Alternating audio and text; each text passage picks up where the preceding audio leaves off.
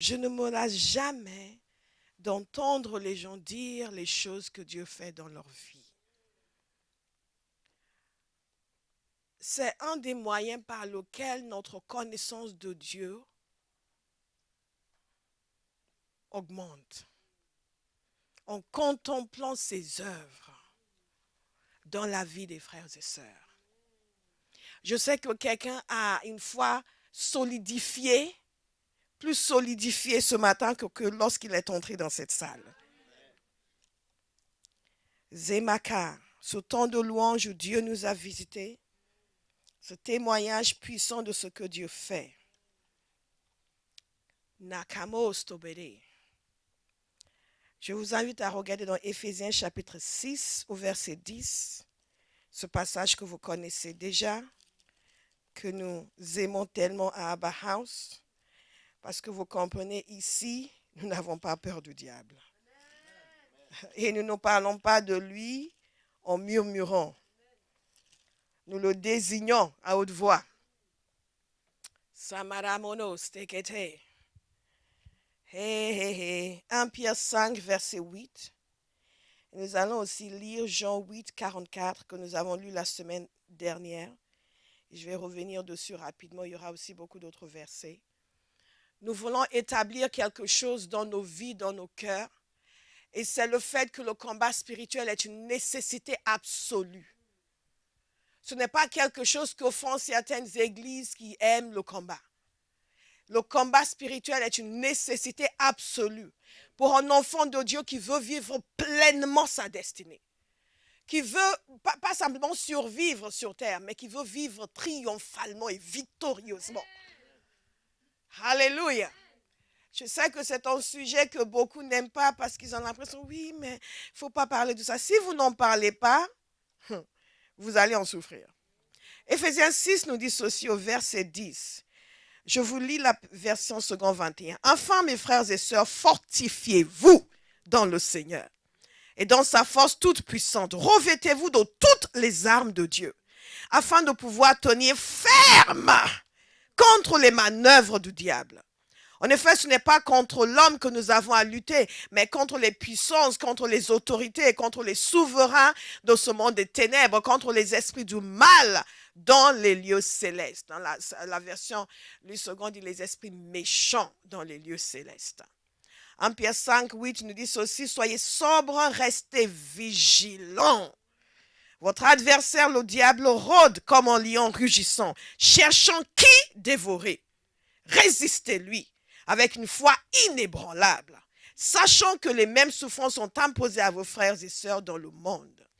Ensuite, Jésus, en parlant du diable, dit ceci, dans Jean 8, verset 44, je suis en train de nous situer, que nous voyons le contexte dans lequel nous sommes. Il a été meurtrier dès le commencement, et il ne se tient pas dans la vérité, parce qu'il n'y a pas de vérité en lui. Lorsqu'il profère le mensonge, il parle de son propre fond, car il est menteur et le père du mensonge. La parole de Dieu nous brosse donc un tableau de l'existence humaine et de la vie du chrétien. Il nous est dit dans ce passage d'Éphésiens que nous devons nous fortifier. Et pourquoi est-ce que nous devons nous fortifier? Parce qu'il y a des forces occultes qui livrent bataille contre nous. Ce n'est pas quelque chose que les Africains ont inventé. Vous entendez parfois des gens en Occident, oui, mais les Africains, les histoires de sorcellerie. C'est de la stupidité aggravée et la bêtise caractérisée. La parole de Dieu est claire sur le fait que le monde des ténèbres est une réalité et que les puissances occultes s'opposent à l'enfant de Dieu. Et il nous a dit ceci, il nous a dit, revêtez-vous de toutes les armes de Dieu. En effet, ce n'est pas contre l'homme que nous avons à lutter. En d'autres termes, nous avons à lutter. Je le répète, nous avons à lutter. Il y a une lutte, il y a une bataille qui est en cours. Et nous sommes invités à nous fortifier pour pouvoir lutter. Nous ne sommes pas invités à nous enfoncer la tête dans le sable et faire comme si rien n'existe. Si on ne parle pas du diable, il va nous laisser tranquille. Au contraire, il vous a déjà dominé. Quelqu'un dit, je ne serai plus jamais dominé. Au nom de Jésus. Je ne serai plus jamais dominé. Parce qu'il n'y a aucune raison pour qu'un enfant de Dieu soit dominé. Aucune raison. Et c'est important de le savoir. Ça doit entrer en nous. Autant nous devons comprendre la réalité du combat spirituel, autant nous devons comprendre la réalité de la victoire de Jésus. Mais beaucoup de gens ne comprennent même pas la réalité du combat spirituel. Parce que l'apôtre Paul nous dit ici, ce n'est pas contre l'homme que nous avons à lutter. En d'autres termes, les gens ne sont pas votre problème. Par contre, vous en avez un. Et c'est Satan et ses acolytes. Mais ce n'est pas les gens. Laissez les gens tranquilles. Dirigez vos armes là où il faut, contre les forces des ténèbres. Nous avons à lutter, non pas contre les êtres humains. Même votre ami qui est méchant, qui va faire des choses, même selon son témoignage, cette personne qui serait en train de lui faire des choses parce qu'elle était jalouse d'elle, elle n'était pas son problème. Son problème, c'était les forces des ténèbres. Alléluia. Comment est-ce qu'on peut vous dire? Si tu ne prends pas ces gris-gris pour faire du mal à ces gens, ça va venir sur toi. En d'autres termes, la personne n'est pas intéressée pour t'aider. Parce que si tu dis, je ne veux plus faire du mal, ok, d'accord, je voulais juste t'aider, ok, ça va. Mais c'est qu'il y a des forces du mal qui veulent détruire. Donc, si tu ne nous laisses pas passer par toi pour détruire quelqu'un d'autre, nous allons te détruire toi. Parce qu'il faut qu'on en détruise quelqu'un. Est-ce que vous me suivez? Donc la parole de Dieu est claire. Comprenons la réalité du monde spirituel, la réalité du combat dans le monde des ténèbres, contre les enfants de Dieu et contre le monde tout court. C'est une réalité. C'est la première chose, c'est une réalité. Zamaka, ils disent aussi, en plus ils ont différentes catégories.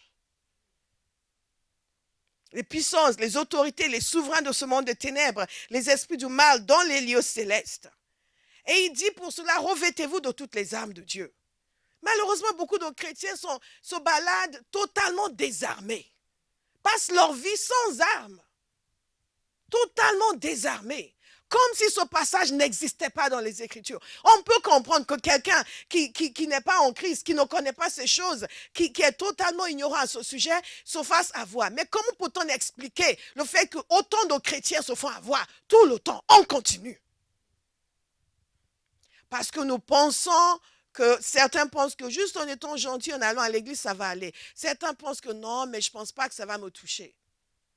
Ou certains sont déjà enfoncés dans une apathie incroyable. Comment peut-on se mettre des couteaux tous les jours et dire non, ça ne va rien me faire? Non, quelque chose va changer. Nous voyons aussi le témoignage de l'apôtre Pierre qui nous invite à être sobres et à être vigilants. Et ce qui est impressionnant dans ce passage, c'est l'image qu'il donne du diable. Il dit, il est en train de rôder. Il n'est pas installé dans son fauteuil à regarder la télévision le soir comme font les chrétiens au lieu de prier. Il n'est pas enfoncé dans son lit en train de dormir jusqu'à midi. Le seul jour où vous avez du temps, vous n'avez pas à courir pour aller au travail. Là, non, mais je suis fatigué, il faut que je me repose. Il n'est pas en train de se reposer. Il y a des fois, les gens se reposent jusqu'à s'épuiser. Vous savez que quand vous dormez trop, vous êtes fatigué. God is a good God. La parole de Dieu nous dit, soyez vigilants. Il y a un ennemi qui rôde.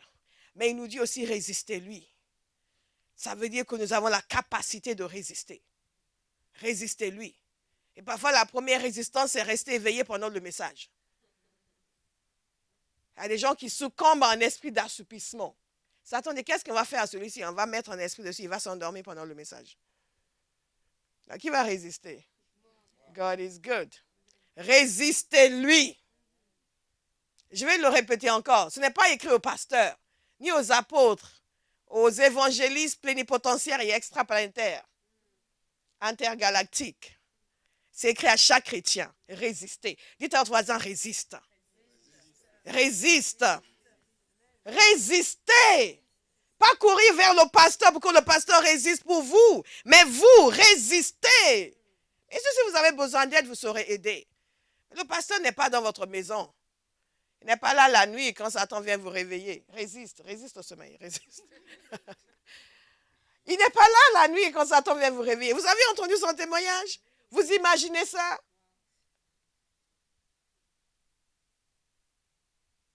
Apparemment, si je ne me trompe pas, une fois même, le compagnon a été balancé hors du lit, s'est retrouvé par terre. Pas en démon! Mais vous vous rendez compte? Maintenant, quand il vient la nuit pour vous terrifier, pour secouer vos draps, est-ce que le pasteur est là pour résister pour vous? Non! Zachary Bachonke, nanana. Elle est en train de dormir. Ou prier. God is good. God is good. Quelqu'un va décider à partir d'aujourd'hui, mais je vais résister. Mais je vais résister. Je ne me fais plus avoir. Gare à celui qui vient m'embêter. Je vais résister. Je vais résister. Avec une foi inébranlable. Tout ce que la parole de Dieu nous dit, nous avons la capacité de faire. Si la parole nous dit de résister avec une foi inébranlable, c'est que j'ai la capacité d'avoir une foi inébranlable et de résister avec une foi inébranlable. Et si je ne le sens pas, je vais la développer cette foi. Mais oui, mais je sais, ils ne sont pas gentils, ils disent aux gens, il faut juste résister. Mais moi, je me sens faible, fortifie-toi. Alléluia. God is good. Si vous êtes converti hier, c'est différent. Mais si vous êtes chrétien depuis 2 jours,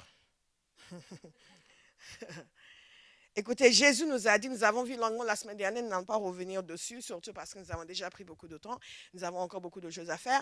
Nous avons vu la semaine dernière à quel point nous devons nous méfier de la tromperie. Réécoutez encore le message de la semaine dernière. Ceux qui étaient à la prière aussi, nous avons fait la prière longuement hier. Nous n'allons pas revenir dessus. Mais c'était quelque chose sur lequel le Seigneur a appuyé quand je préparais ce message. Cette dimension de tromperie. Ce qu'on appelle en anglais deception. Le subterfuge. Le fait que Satan, le mensonge est son propre fond. Vous comprenez? Vous connaissez des gens qui mentent beaucoup, mais vous ne connaissez personne comme ça. Moi, j'ai connu des gens qui mentaient beaucoup. Je ne pouvais rien croire de ce qu'ils disaient. Ils viennent vous dire, oui, il y a ça, ça, ça et ça. Et toi, en caractère, je commence à poser des questions. En fait, c'est le contraire. Tu dis, mais oui, bon, je me suis dit que si je disais ça, et tu as juste menti comme ça. Pardon. Et vous êtes là, non, I don't get it. I don't get it. I don't get it. Mais vous ne connaissez personne comme lui. Et donc, cette dimension où nous devons faire très attention à ce que nous entendons, ce que nous recevons, ce que nous croyons, pour identifier la source. Alléluia. Au ressenti, aux envies, je ne me sens pas, tout d'un coup, je n'ai pas envie. Non. Cessez de vous laisser manipuler. Dieu a établi des principes de vie et de fonctionnement. Nous ne fonctionnons pas selon nos ressentis et notre envie. Ça, c'est le domaine du diable. Il vient vous mettre en ressenti, il vient vous inspirer une pensée. Vous êtes là, tout d'un coup, je me suis dit, vous ne vous êtes pas dit, Satan vous a dit. Non, mais en fait, non, je voulais vraiment, et tout d'un coup, j'ai eu cette pensée, je me suis dit, finalement, et j'ai dit, finalement, c'est vrai, hein, finalement, c'est vrai. God punish the devil.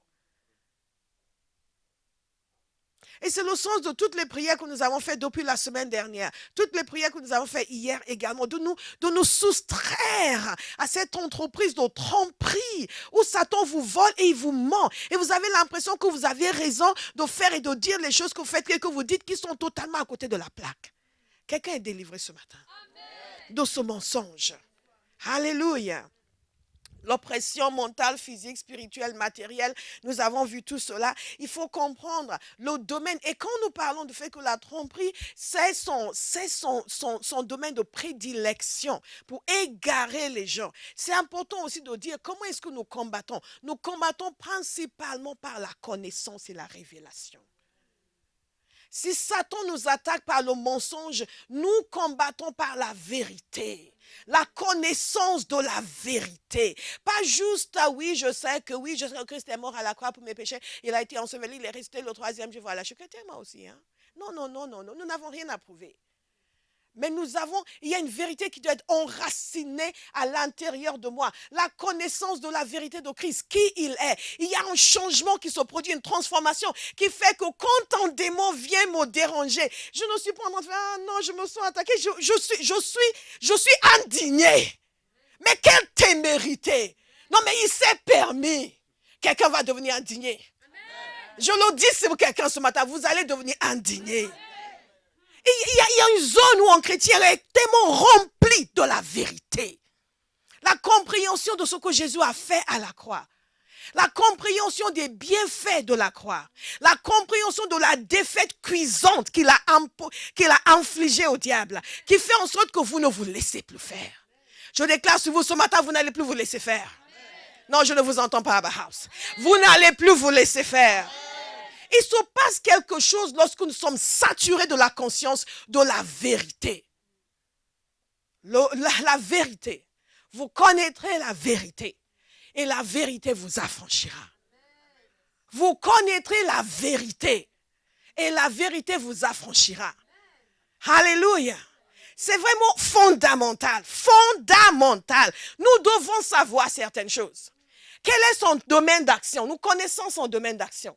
Il agit globalement. Il agit dans le sens cosmique de tout ce que Dieu a prévu pour la fin des temps, pour les empêcher. Il agit dans les communautés, dans les nations, dans les familles. Et au niveau individuel. Le problème, c'est que ce que nous avons eu ce matin, c'est un témoignage individuel. Mais je veux que vous compreniez, comme je l'ai dit la semaine dernière, ce n'est pas vous qui intéressez le diable. Si vous mourrez aujourd'hui, il ne va pas pleurer. Il ne sera pas non plus particulièrement content, il y a quelqu'un d'autre qui va saisir. Parfois, nous surestimons notre importance. Par conséquent, nous ne gagnons pas nos batailles. Parce que nous sommes trop centrés sur nous-mêmes. Nous faisons partie d'un plan cosmique, d'un plan général que Dieu a pour l'humanité. Et ce qui dérange le diable, ce n'est pas tellement vous et vos beaux cheveux. C'est le plan de Dieu pour vous concernant. C'est le plan de Dieu pour votre génération. C'est le plan de Dieu pour l'Église. Et le rôle que vous allez jouer dans ce plan, c'est faire en sorte que le sacrifice de Jésus soit minimisé. Quand quelqu'un comprend cela, il va cesser de prendre les choses de façon personnelle. Il va cesser d'être affligé juste parce que quelqu'un est venu vous déranger dans votre sommeil. Vous allez non. La gloire de Dieu en moi ne sera pas terminée. Il n'est pas question que le sacrifice qui a été fait pour moi soit rendu impuissant. Quand vous centrez tout sur le Seigneur, vous devenez puissant. Je dis que quelqu'un va devenir puissant. Ah, et ce quelqu'un c'est moi. Ce quelqu'un c'est moi. Ce quelqu'un c'est moi. Alléluia. Il faut comprendre pourquoi il fait ce qu'il fait.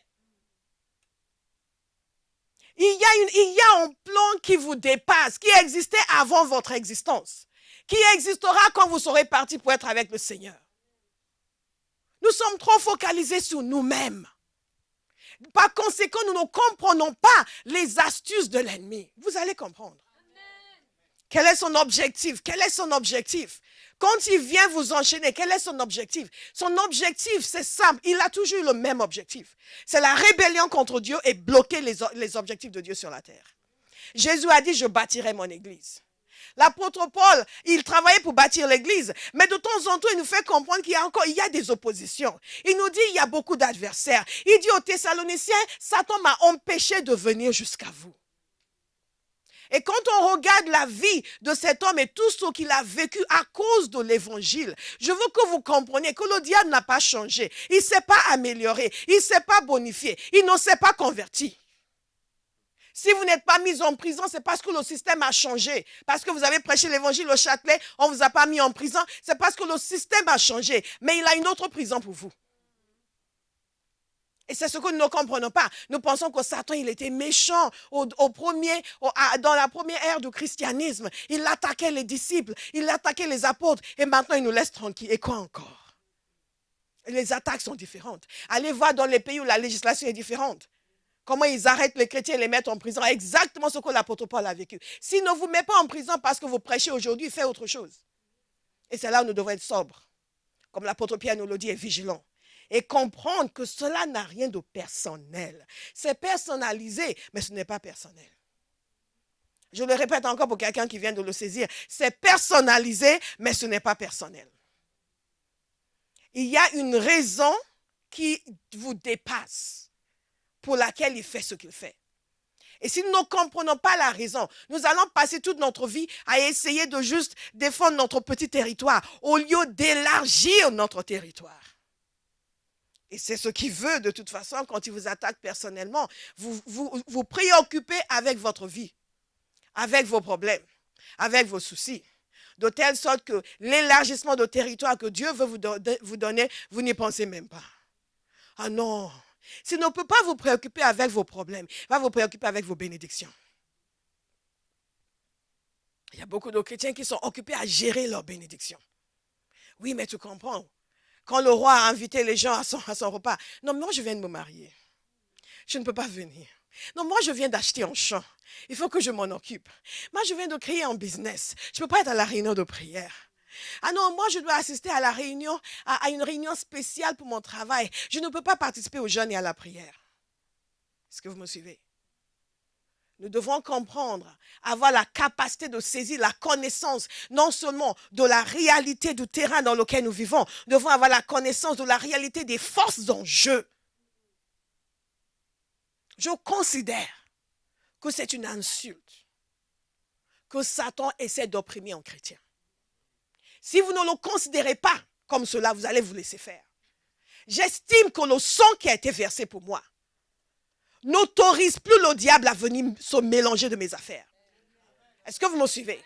J'estime que si le Fils de Dieu a quitté sa gloire céleste et qu'il est venu sur terre ici, il est venu comme un être humain. Il a subi l'ignominie. Il a été cloué à la croix. Son sang a été versé pour moi. How dare the devil?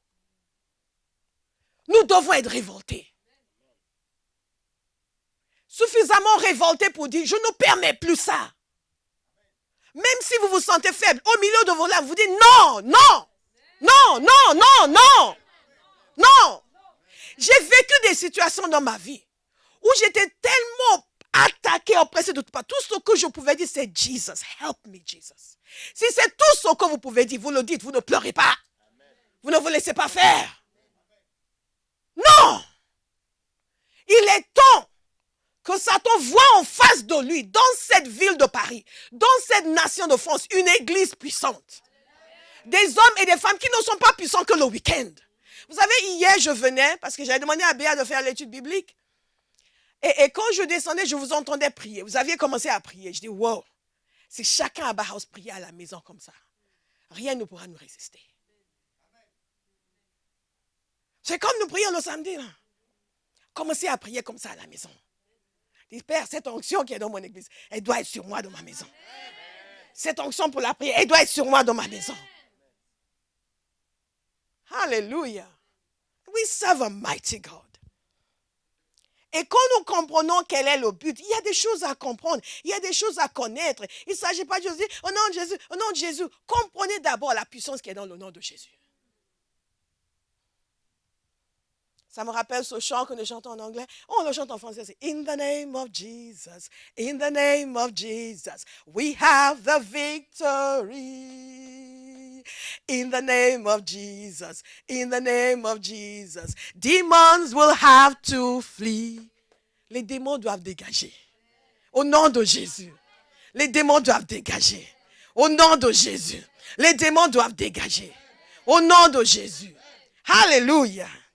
C'est important de connaître, non seulement connaître toutes ces choses, mais connaître aussi votre ennemi. Connaître ses stratégies, savoir. Et je vous ai dit que ce n'est pas personnel, mais c'est personnalisé. L'apôtre Paul nous dit ceci dans 2 Corinthiens 2, verset 10. Oh, à qui vous pardonnez, je pardonne aussi. Il leur parle de la nécessité de pardonner. D'accord? Et il dit ceci. Et si j'ai pardonné quelque chose à quelqu'un, je l'ai fait à cause de vous en présence de Christ. Au verset 11. Afin de ne pas laisser à Satan l'avantage sur nous, car nous n'ignorons pas ses intentions. À partir d'aujourd'hui, vous n'allez plus ignorer ses intentions. Vous n'allez plus ignorer ses intentions. C'est trop coûteux de retenir le pardon. Ces choses que nous faisons, parce que oui, vous vous rendez compte, il m'a parlé, et alors tu es qui? Oui, mais pasteur, comment il s'est adressé à moi, et alors? So what? So what? Vous savez, parfois, il vaut mieux que les gens vous humilient plutôt que le diable vous opprime. Et on est abondant dans le pardon. Dis, mais je t'avais insulté. Ah bon, tu m'as insulté? Non, c'est pas grave. Alléluia. Dis, parce que nous n'ignorons pas ses intentions. Donc, quelle est la personnalisation du combat spirituel vous concernant? Quelle est sa personnalisation? Quelle forme est-ce qu'elle prend? Ce n'est pas parce que votre sœur n'a pas de problème avec un esprit de vol que vous n'en avez pas. Peut-être que vous devez vous abstenir d'aller contempler les bijoux et des pierres précieuses. Parce que, curieusement, vous les retrouvez ensuite dans votre poche. Vous rentrez à la maison, mais comment c'est arrivé là? Elle n'a pas ce problème. Donc, elle peut tous les week-ends, au lieu de venir à la prière, aller contempler les pierres précieuses. Mais vous, non. Chacun doit savoir ce qui est personnalisé. Et les chrétiens qui vous disent, non, mais écoute, il n'y a pas de problème. Hein. Moi franchement, moi, je peux regarder tout ça. Ce n'est qu'en fait un télévisé. Il ne faut pas être religieux non plus. Hein. Les gens ont tellement peur d'être religieux. Ce n'est pas ça notre problème aujourd'hui. Notre problème, c'est que nous sommes trop mondains. Quand moi, je me suis converti, ça, c'était un problème. Des gens qui étaient trop religieux. Non, aujourd'hui, les chrétiens sont trop mondains. Nous parlons comme le monde. Nous aimons les mêmes choses que le monde. Nous avons les mêmes références culturelles que le monde. Et il y a certaines émissions, quand les gens parlent, vous devez ne pas savoir de ce dont ils parlent. Tu dis, ah oui, tu as vu tel épisode de quoi? De quoi? Qu'est-ce que c'est? Non, mais c'est une série télévisée. Ah non, je ne connais pas. Si vous connaissez toutes les séries télévisées, vous avez besoin de vous repentir. Honnêtement. Vous avez vraiment sérieusement besoin de vous repentir. Si vous connaissez toutes les séries télévisées, je vais vous demander de me réciter tous les livres de la Bible, de Genèse jusqu'à Apocalypse. Parce que manifestement, vous avez beaucoup de temps. Awesome God. Je sens que certains sont en train d'être convaincus de péché. God is a good God. Ah, bénissez votre voisin. Dites-lui, c'est pour toi, c'est pour toi. Mais il y a des personnes que quand ils regardent certaines choses, ils ne dorment plus la nuit. Ils ont des visites nocturnes. Vous me suivez? Il y a des personnes que quand ils regardent une scène, ils disent, ah non, il ne faut pas regarder ça. Non, je ne vais pas regarder ça parce qu'ils sont en train de se dévêtir. Non, mais pourquoi ils ont... Qu'est-ce qu'ils ont à se dévêtir? Mais on ne peut plus rien regarder aujourd'hui à la télévision, même une série innocente comme ça. Mais ils ne devraient pas faire ça, c'est pas bon. En plus, on est chrétien.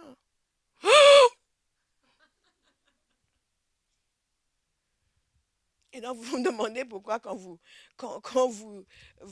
marchez dans la rue, vous avez l'impression qu'un garçon est en train de vous embrasser alors que vous marchez. Vous ne savez pas que ça existe. En pleine journée.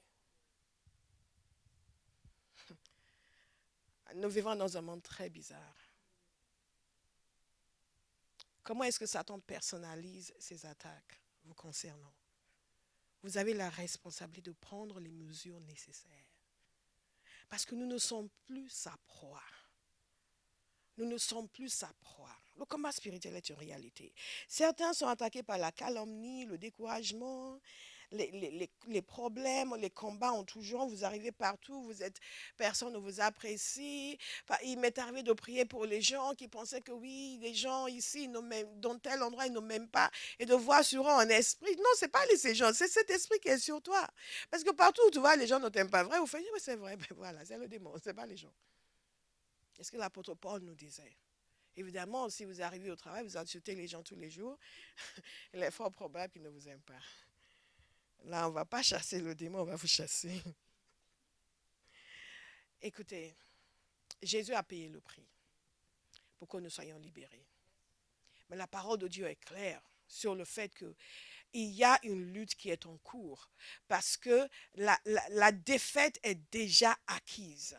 Mais chaque personne doit l'asseoir dans sa vie. Est-ce que vous me suivez? Chaque personne doit l'asseoir dans sa vie. C'est un choix que vous faites. J'ai beaucoup aimé le témoignage de Steph. Elle parlait du fait qu'elle a suivi le programme. C'est le mot que tu as utilisé? Comment est-ce qu'elle a dit? Elle a assisté aux prières. Elle a fait le jeûne. Exactement. Elle a suivi exactement les études bibliques. Elle a écouté en boucle L'armée est dangereux et ainsi de suite. Il y a une dimension où vous devez signifier aux forces des ténèbres que vous avez pris la décision d'être libre. Et ce que vous faites, c'est ce qui leur montre. Et quand ils comprennent que vous avez décidé d'asseoir votre liberté, ils savent qu'ils ne peuvent plus jouer avec vous. Alléluia. La vraie liberté, c'est être libre dans sa vie personnelle et être libre pour servir Dieu. Je l'ai dit la semaine dernière et je le répète encore. Satan, ce n'est pas vous qui l'intéressez à ce point. Ce qui l'intéresse à ce point, ce qui l'intéresse, c'est de bloquer ce que Dieu est en train de faire sur la terre. Sur le plan individuel, sur le plan de la communauté, sur le plan de la famille et ainsi de suite. Et quand bien même sur le plan de l'Église. Jésus a une entreprise de bâtir son Église. Satan a une entreprise d'empêcher que l'Église soit bâtie. C'est simple. C'est simple. Et si vous êtes libéré personnellement, ou vous croyez être libéré personnellement, et que vous n'êtes pas impliqué dans l'œuvre de Dieu, vous n'êtes pas encore libre. Vous avez des pensées, des idées, des raisons pour lesquelles vous ne pouvez pas être impliqué, vous n'êtes pas encore libre. Parce que justement, ce que le diable veut, c'est ce que vous êtes en train de faire. C'est vraiment fondamental. Cette dimension de la délivrance, les gens ne comprennent pas. La délivrance n'est pas que personnelle par rapport aux attaques. La délivrance est aussi la délivrance de ma pensée. La capacité de penser comme Dieu pense. De vouloir ce que Dieu veut. D'aimer ce que Dieu aime. Et d'aimer ceux que Dieu aime. Ceux que Dieu aime. Si personne ne trouve grâce à vos yeux, tous les chrétiens sont mauvais, c'est que vous êtes enchaînés. Si aucune église ne trouve grâce à vos yeux, aucun pasteur ne trouve grâce à vos yeux, vous êtes sérieusement enchaînés. Vous me suivez? Il y a beaucoup de gens qui sont enchaînés aujourd'hui, qui sont convaincus qu'ils ont une ligne directe avec Dieu, qui leur montrent que toutes les églises sont mauvaises. Tous les pasteurs sont des occultistes. Tous les chrétiens sont mauvais. Eux seuls avec Jésus. Ça, c'est la tromperie sérieuse. Et c'est ce qui amène les gens à dire, j'ai vu un ange qui est venu me donner un livre. Et ce livre maintenant remplace le Nouveau Testament. Et quand vous rencontrez des gens comme ça, fuyez-les. Fuyez-les parce que progressivement, l'esprit qui les anime va vous contaminer. La délivrance réelle nous amène à avoir une passion pour ce que Dieu aime. La délivrance réelle nous amène à penser de l'Église comme Jésus pense de l'Église. Nous amène à penser des chrétiens comme Jésus pense. Nous amène à épouser la vision de Dieu pour notre génération. Dites, je suis délivré. Délivré. Délivré. Je commençais à vous dire la semaine dernière que pour être réellement délivré, comment est-ce que nous combattons? Nous combattons en décidant d'être un vrai disciple. Vous n'êtes pas un disciple, vous êtes à la merci du diable. Et nous avons fait une série longue sur le discipulat. Vrai ou faux? Yes, yes, yes, yes, yes. Je vais vous donner 2 ou 3 points sur ce sujet parce que je dois accélérer. Vous savez ce que le diable fait, c'est qu'il nous programme pour vivre dans l'impiété. Vous me suivez? Et ce qu'il fait, c'est qu'il va exacerber la méchanceté humaine. Tous les travers de notre personnalité, il va les accentuer. Vous êtes quelqu'un qui aime la calomnie, il va vous donner matière à calomnie. Si vous êtes quelqu'un qui n'aime pas calomnier, il ne peut pas tout de suite venir faire de vous un calomniateur. Il va commencer en mettant en vous un manque de pardon, en vous poussant en vous encourageant à ne pas pardonner à quelqu'un. Et après, toute une accumulation. Comme par hasard, il y aura des gens différents. Regardez avec ma fille lunettée ici et la non-lunettée. Les gens vont venir l'un après d'autre pour vous exaspérer, vous irriter, vous vexer. Et il sait que vous n'allez pas leur pardonner. Et progressivement, il fait de vous un calomniateur. Et progressivement, un meurtrier. Est-ce que vous me suivez? C'est fondamental de comprendre. Il va exacerber le côté pervers de votre personnalité. La chose qui est négative chez vous, il va vous pousser à y aller encore plus. Et donc, qu'est-ce que nous faisons? Nous choisissons d'être des disciples. Nous choisissons la droiture. Nous choisissons la sainteté. La droiture est une arme puissante contre le diable. Agir contre Satan, ce n'est pas une voie. Au nom de Jésus, laisse-moi. C'est quand votre comportement ne lui donne aucun accès à votre vie. Jésus a dit ceci, le prince de ce monde vient, mais il n'a rien en moi. En d'autres termes, il n'y a pas de ténèbres, il n'y a rien de sombre en moi auquel il peut s'accrocher. Il y a toujours quelque chose en nous qui invite le diable. Quelque chose qui peut exacerber, qui peut pousser à l'extrême au point où ça va lui donner le droit de s'établir. Quand on a fait la série sur Victoire et sur les ténèbres, vous vous souvenez de cette histoire de cette femme qui a été délivrée d'un démon d'impureté et une chrétienne, gentille chrétienne, parce qu'elle était allée voir un film pornographique. Et si vous êtes à Abaha, que vous voyez des films pornographiques, que Dieu vous pardonne. Repentez-vous tout de suite.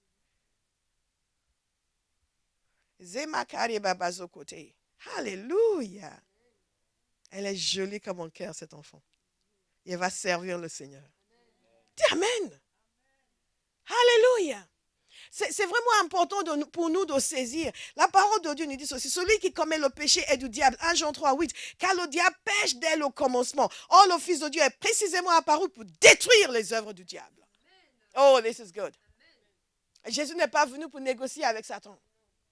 Il y a des chrétiens qui négocient avec lui comme c'était pour ça que Jésus était venu. Jésus n'est pas venu négocier avec lui. Jésus n'est pas venu pour dire, OK, si tu me laisses tranquille, je te laisse tranquille. Non. Nous n'allons pas non plus négocier. La sainteté, j'ai mis dans mes notes, nous donne accès à la puissance de Dieu. La sainteté nous donne accès à la puissance de Dieu. Et l'impiété donne accès à la puissance du diable. Pour un véritable disciple, qu'est-ce que nous faisons? Nous décidons de jouer le jeu de Dieu. Nous décidons de suivre ses règles. Trop de chrétiens ne veulent pas obéir à Dieu. Si vous n'obéissez pas à Dieu, vous êtes déjà en train d'obéir au diable. Parfois, les gens vous disent, oui, mais bon, moi, je veux bien être chrétien, mais je ne veux pas qu'on me donne des règles. Je dis, mais tout le monde te donne des règles. L'État te donne des règles. On te dit où tu peux habiter, où tu ne peux pas habiter. On te dit où tu peux construire ta maison, où tu ne peux pas construire ta maison. Et même quand on te dit tu peux construire ta maison ici, il faut qu'ils approuvent tes plans. Tu ne peux pas juste construire ce que tu veux. Tu vas devoir les soumettre aux autorités qui vont vérifier, qui vont dire non, on ne veut pas ça, il faut changer ça, ça. Et on se soumet. On se soumet. Mais il y a un démon de rébellion qui vient dire aux chrétiens qu'il ne faut pas qu'ils se soumettent aux lois de Dieu. Tout le monde vous dit quoi faire. Vous allez au travail, votre patron vous dit quoi faire. Ils vous disent même où vous avez le droit de vous asseoir et vous ne pouvez pas vous asseoir. Ils vous disent à quelle heure arriver et à quelle heure partir. Et vous obéissez. Vrai ou faux? Nous allons obéir au Seigneur. Nous allons obéir au Seigneur. Dieu a des lois et nous allons les respecter. Et le respect de ces lois, c'est fermer la porte au diable. J'ai beaucoup aimé dans son témoignage. Il y avait la partie où elle n'a pas respecté ses lois. Elle était venue, sa délivrance a commencé, après elle est repartie, vivre sa vie, après elle est revenue. Et là, et le changement a été radical. Radical. Vous ne serez plus jamais opprimé par le diable. Au nom de Jésus. Dieu a des lois. Et quand nous respectons ces lois, nous respectons ces principes, nous sommes en train de livrer le combat spirituel. Je ne peux pas être là à vivre à l'encontre de ce que Dieu veut et penser que Satan va m'obéir. Il ne va pas faire ce que je dis. Il sait que j'ai l'autorité. Mais il sait aussi que mon style de vie n'honore pas Dieu. Et donc, ça lui donne accès. Nous allons fermer toutes ces portes. Au nom de Jésus. Et parfois, parce qu'à chaque fois, quand nous pensons au péché, nous pensons aux choses qui ne sont pas bonnes, nous pensons toujours, ah oui, la débauche, ouais, ils sont terribles ces gens-là. Moi, depuis que je suis au Seigneur, pur comme la neige. Mais je suis radin. Et Jésus a dit, donnez. Mais je ne donne jamais. Je vole le Seigneur. Je reçois et je ne donne rien. Et Jésus a dit, donnez. Et il vous sera donné. Seigneur, pourquoi je ne vois pas? Il faut que tu me... Non. Il y a des principes dans le royaume de Dieu. Et quand Satan vient voir que je ne donne pas, il estime que je lui donne accès pour opprimer ma vie financière. Simple. Principe. Le respect des principes de Dieu, c'est le combat contre les forces des ténèbres. Est-ce que vous me suivez? L'amour. L'amour. Ce que nous sommons, c'est ce que nous moissonnons. Que ce soit l'argent, que ce soit l'amour, que ce soit le pardon, ce que nous sommons, c'est ce que nous moissonnons. Si je passe ma vie à semer des mauvaises semences dans mes relations, comme par hasard, je vais moissonner la haine. Comme par hasard, les esprits de conflit ne quitteront pas ma vie. Mais je ne comprends pas pourquoi tout le monde est contre moi. Mais première question, pourquoi toi tu es contre tout le monde? Nous choisissons de vivre comme des disciples. C'est pour cela que dans Romains 1 au verset 26, la parole de Dieu nous dit ceci. C'est pourquoi vous débarrassons du mensonge. Dites chacun la vérité à votre prochain. Car nous sommes membres les uns des autres. Si vous vous mettez en colère, ne péchez pas. Que le soleil ne se couche pas sur votre colère. Et ne laissez aucune place au diable. Le combat spirituel, c'est ce que nous savons. La compréhension, la révélation. Mais c'est aussi notre comportement, notre caractère, la manière de fonctionner. Quand des pensées méchantes me viennent, est-ce que je les honore? Je leur fais la place.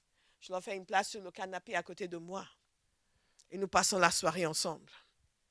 À maugréer sur tout le monde, à méditer des choses désagréables sur les uns et les autres. Je commence avec Annabelle. Mais c'est quand la dernière fois qu'on l'a vue celle-là? Je vais appeler Béatrice. Je vais lui dire ça et tout ça dans la tête. Et à l'extérieur, mais tout cela se passe dans la tête. Et en plus, à chaque fois que le pasteur prêche, elle est toujours en train de taper Vincent pour lui dire onction de ceci. Quand même, il n'y a pas que lui dans l'église. En plus, et vous laissez tout cela. Vous savez, dans le monde spirituel, même nos pensées ne sont pas secrètes. Tout ce que je pense a un impact sur ma vie. Ce que je pense a un impact sur ma vie. Et beaucoup de gens pensent que c'est uniquement ce que je dis. Non, ce que je pense a un impact sur ma vie. Donc, qu'est-ce que je fais? Je ne laisse aucune place. Est-ce que vous voulez m'aider à dire à votre voisin, ne laisse aucune place? Ne laisse aucune place. Aucune place. Aucune place. Aucune place. Aucune place.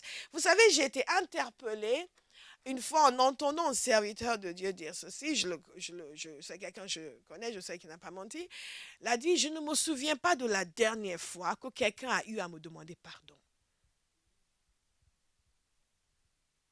Et je ne me souviens pas de la dernière fois que j'ai même dit à mon épouse, en tel m'a fait ça, m'a fait ça, m'a fait ça. Ou quelqu'un m'a offensé. Je dis, oh Jesus, rise up higher, rise up, rise up. Parce que dans ce passage, il nous parle du pardon. Et que l'absence de pardon ouvre la porte à l'ennemi. Dans le passage de Corinthiens, l'absence de pardon ouvre la porte à l'ennemi. Alléluia. Notre style de vie est une arme puissante dans le combat spirituel. Notre manière de penser, notre manière d'agir, obéir à Christ, suivre le Seigneur. Et je vais vous dire une chose, il faut exposer le diable. Il faut l'exposer. Vous avez entendu, je sais que certains d'entre vous, c'est peut-être la première fois que vous entendez le genre de choses qui a été dit dans ce témoignage, parce que nous sommes tellement ignorants des œuvres du diable, tellement ignorants. Et certains vivent des choses qu'ils ne disent pas. Parce que si je dis, ils vont penser que je suis fou. Non, on ne pense pas que vous êtes fou. On pense que le diable est fou. Est-ce que vous me suivez? On pense que le diable est fou. Quel que soit ce que vous vivez, exposez-le. Exposez le diable. Ne restez pas, oui, mais je ne veux pas en parler. Si j'en parle, parlez-en. On va le chasser. Non, c'est Satan qui est fou. Il a des inventions inimaginables. Les choses qu'il fait aux gens. Vous imaginez qu'une jeune fille ait des rêves où elle voit son propre père venir avoir des relations avec elle. Et ce n'est pas son père, c'est le diable. Pourquoi? Parce qu'il veut juste la casser, la déprimer. The devil is wicked. Wicked. Et quelqu'un va décider, je ne vais plus me laisser faire. Quel que soit ce qu'il vous fait, exposez-le. Dites-le. On ne va pas vous regarder de travers. C'est lui qu'on regarde de travers. Et les gens souffrent dans l'église, souffrent parce qu'ils n'osent pas dire. Parce qu'en plus, nous sommes tous tellement ignorants. Vous allez dire à certaines personnes, à certains serviteurs de Dieu, oui, il y a ça qui m'avait... Et vous arrive quoi? Oh, bon. Ouais, le Seigneur va vous aider, hein, soeur. Frère, ben, on va prier, vivement qu'il revienne plus ici. Parce qu'on ne sait pas comment le gérer. Mais vous allez savoir. Et les gens vont vous appeler pour vous demander de l'aide. Alléluia. Et quand quelqu'un est en train de vous dire ce qui lui arrive, ne faites pas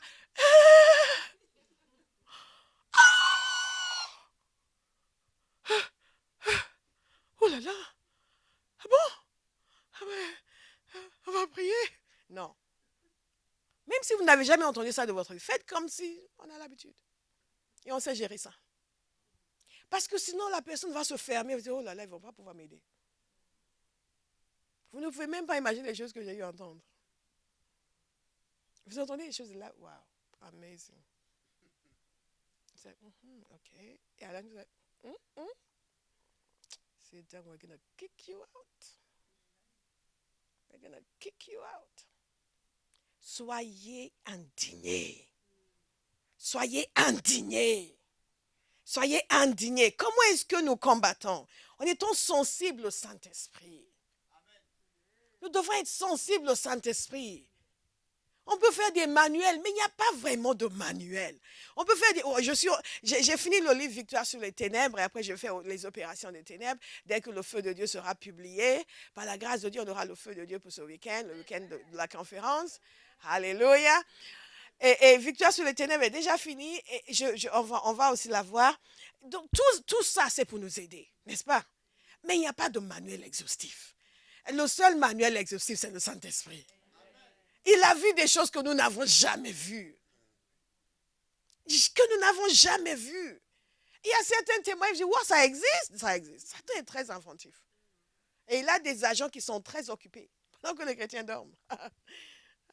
Les gens qui en veulent à votre vie ne dorment pas. Et donc, c'est important de savoir que c'est le Saint-Esprit qui va nous dire quoi faire. Vous êtes face à quelqu'un, vous voulez prier pour quelqu'un, c'est lui qui va vous dire ce qu'il y a. Certains d'entre vous, pendant la prière, j'ai eu à vous dire ce que vous avez, vrai ou faux? Mais je ne savais rien, c'était le Saint-Esprit. Et même certaines choses, les gens ne se souviennent pas. Ou parfois, les gens sont de mauvaise foi. J'ai déjà fait des délivrances où les gens étaient de mauvaise foi. Le Seigneur a dit, il y a ça, ça, c'est, il y a ça. Non. Bon, ok, il faut réfléchir, je vais revenir. Et après, quand je reviens, pasteur, oui, j'ai fait ça. Ok, on va. Il n'y a pas de condamnation. On veut juste enlever la racine de la chose. Est-ce que vous me suivez? Et après, le Seigneur dit, il y a ça, il y a ça. Ok, réfléchis. On va revenir. Pasteur, yes. Oui, j'ai fait ça. Okay. Il faut qu'on règle ça une fois pour toutes. Le Saint-Esprit, c'est tout. Et il révèle ce qu'il faut révéler. Et il vous révèle dans votre vie. Je vous ai donné un témoignage hier de quelque chose que le Seigneur m'avait révélé, que l'ennemi avait planifié contre l'Église. Et la dimension, la portée de la chose que moi, je ne soupçonnais pas. Le Saint-Esprit est là pour nous conduire dans toute la vérité.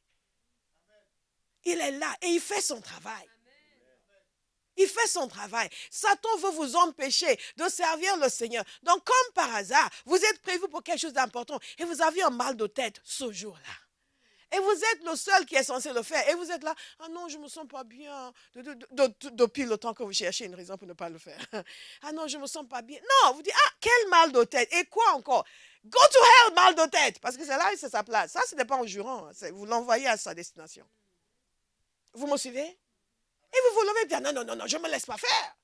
Parce que quand vous êtes sensible, le Saint-Esprit vous dit, non, non, non, il ne faut pas jouer ce jeu-là. N'accepte pas ce mal de tête. Lève-toi et va faire ce que tu vas faire. Vous suivez? Au contraire, nous, on ne fait pas, et quand on est, mais tu aurais dû, mais comment ça? Il n'y a pas d'amour ici. Non, il y a le discernement. Il y a le discernement. Et il n'y a pas d'amour, il n'y a pas d'amour. On va y arriver dans quelques instants. Mais il faut qu'on tue cette vache sacrée. Cette vache sacrée de manque d'amour, de ceci, de cela. Vous sommez l'amour, vous en moissonnez. S'il n'y en a pas, c'est que vous n'en donnez pas. Alléluia. Sensibilité au Saint-Esprit. Il nous montre, il nous éclaircit, il nous permet de saisir. Il nous dit, voilà ce qui est derrière cette attaque. Voilà ce qui est derrière ce problème. Voilà où l'ennemi veut venir. Donc, réagis de telle manière. Réagis de telle manière. Et vous réagissez. Et après, c'est, waouh! Et au moment d'arriver, vous êtes là, hein? Mais j'ai plus mal à la tête. Mais si vous étiez resté à la maison, vous aurez gardé ce mal de tête pendant tout le week-end. Et après, le lendemain matin, vous allez au travail, tout d'un coup, vous allez très bien. Et vous commencez à dire, il y a quelque chose à Bauhaus. Juste l'idée d'y aller, j'ai commencé à avoir mal à la tête. Non, c'est vous qui aviez un problème. Pas Bauhaus. Mais le Saint-Esprit nous révèle. Le Saint-Esprit nous révèle. Il nous révèle les pièges de l'ennemi. Et il nous met en garde contre les mauvaises relations. Les mauvaises relations. Je vous ai souvent parlé de mes camarades quand j'étais à la fac. Ici, j'habitais dans une résidence universitaire dans le 13e. Ils avaient rencontré une fille qui habitait la même résidence, qui était voyante. Et elle les a complètement subjugués. Mais totalement subjugués. Elle les a amenés au Père Lachaise pour raconter des histoires de mort, d'occultisme. Moi, j'étais en vacances. Malheureusement, la seule chrétienne qui était là, j'étais en vacances. À mon retour, ils ont commencé à me raconter ces choses. Je dis, mais c'est n'importe quoi.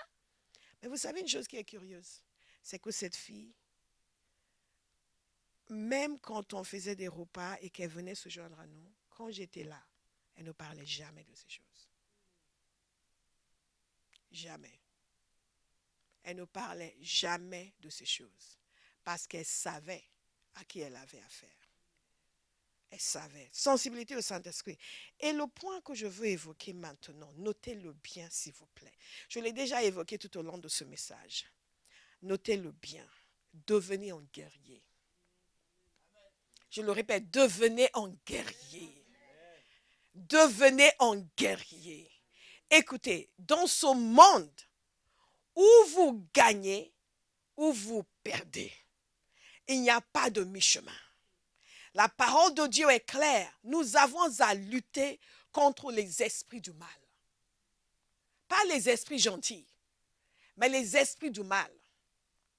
Avec des souverains de ce monde des ténèbres. Vous décidez que c'est vous qui allez gagner. Vous avez la détermination. Quelqu'un va décider. Que quelqu'un lève sa voix pour dire, Seigneur, je décide. Priez pendant quelques instants. Priez pendant quelques instants. Je décide.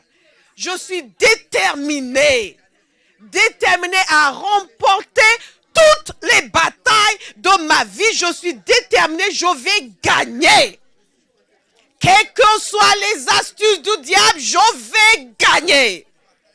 Je choisis de gagner. Je choisis de devenir un guerrier. Je ne serai pas opprimé. Ça suffit. Je deviens un guerrier. Je deviens un guerrier. Je vous encourage encore à lire 1 Samuel 23. Je l'ai évoqué à la prière hier. 1 Samuel 23 nous parle de ces vaillants hommes de David. Nous parle d'un homme qui tout seul a terrassé 800 soldats de l'ennemi. Et il y en a un aussi, et je l'ai lu hier, je vais le relire aujourd'hui. La parole de Dieu nous parle d'Éléazar, fils de Dodo.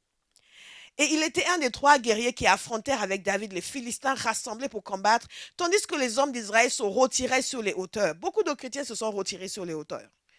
Il se leva et frappa les Philistins jusqu'à ce que sa main soit lasse et qu'elle reste attachée à son épée. L'Éternel opéra une grande délivrance ce jour-là. Le peuple revint après Éléazar seulement pour prendre les dépouilles. Il y a des gens qui ont décidé d'être des guerriers et des gens qui ont décidé de rester en arrière et de venir quand la bataille est gagnée. Il en va de même dans l'église. Dans chaque église, il y a des gens qui ont décidé d'être des guerriers et d'autres qui viennent pour prendre les dépouilles. Et chacun doit décider ce qui sera. Alléluia. Il y a une saison dans ma vie où j'ai eu une rencontre avec Dieu qui m'a poussé à prendre une décision définitive, et on ne revient pas en arrière, de devenir une guerrière, de devenir conquérante. Dis conquérant. Pas juste combattre, mais gagner. Et gagner toujours. Gagner toujours. C'est pour cela que la parole de Dieu nous dit fortifiez-vous. En d'autres termes, la force pour gagner est là. La force est disponible. La force est disponible. La force est disponible. La force est disponible. Qui va la saisir? Moi. Il faut le décider. Nous n'avons pas encore décidé d'être des guerriers. Nous voulons juste être aimés, être cajolés. Nous sommes devenus tellement tendres, tellement faibles. Il est temps que l'Église soit secouée de nouveau. Regardez votre voisin, dites-lui, je te secoue ce matin. Deviens un guerrier. Ça suffit la faiblesse. Deviens un guerrier. Deviens déterminé. Un seul homme, 800 soldats abattus. Parce que c'était un guerrier. Et d'autres qui ont mangé la même chose, qui ont été élevés de la même manière, sont restés sur les hauteurs. Et se sont manifestés quand le travail était déjà fait. L'Église aujourd'hui a besoin de guerriers. D'hommes et de femmes qui vont livrer combat. Et qui vont montrer au diable que non, on ne va plus se laisser faire. Ça suffit. Mais la majorité des chrétiens sont en train de penser leurs blessures. Offensé contre un tel, offensé contre un tel. Oui, maman, là, ils m'ont traité comme ça, ils m'ont traité. Et alors? Get over it. Et le diable vient à chaque fois vous rappeler tout le mal qu'on vous a fait. Délicat que vous êtes. Nous sommes devenus trop délicats. Oui, mais moi, j'aime pas qu'on me parle comme ça. Vous savez, j'ai tellement envie de vous prendre individuellement et vous secouer physiquement. Si ça va nous aider à comprendre. Nous vivons dans un vrai combat. Et Satan ne prend pas des prisonniers, il anéantit les gens. Et beaucoup de gens sont là, ils chantent, ils aiment le Seigneur, mais ils sont brisés, ils sont cassés, ils sont anéantis. Vous leur dites, on va faire, ils ne peuvent même pas rester debout et prier pendant 2 heures. Ils n'ont aucune force spirituelle. Mais alors, si c'est pour donner des conseils, ils sont forts. Ils savent tout ce qu'on doit faire, sauf qu'ils sont incapables de faire le moindre. Nous allons être forts. Nous allons être puissants. Non, je veux entendre un vrai amen. Amen. Si je suis à Baha, je veux entendre un vrai amen. Nous allons être forts. Amen. Nous allons être puissants. Amen. Nous allons être imbattables. Amen. Unstoppable. Amen. Jésus le mérite. Jésus le mérite. Jésus le mérite. Je ris parce que je pensais à quelque chose que quelqu'un m'avait dit. Quelqu'un m'avait appelé pour me dire, parce que cette année, on n'avait pas fait la marche.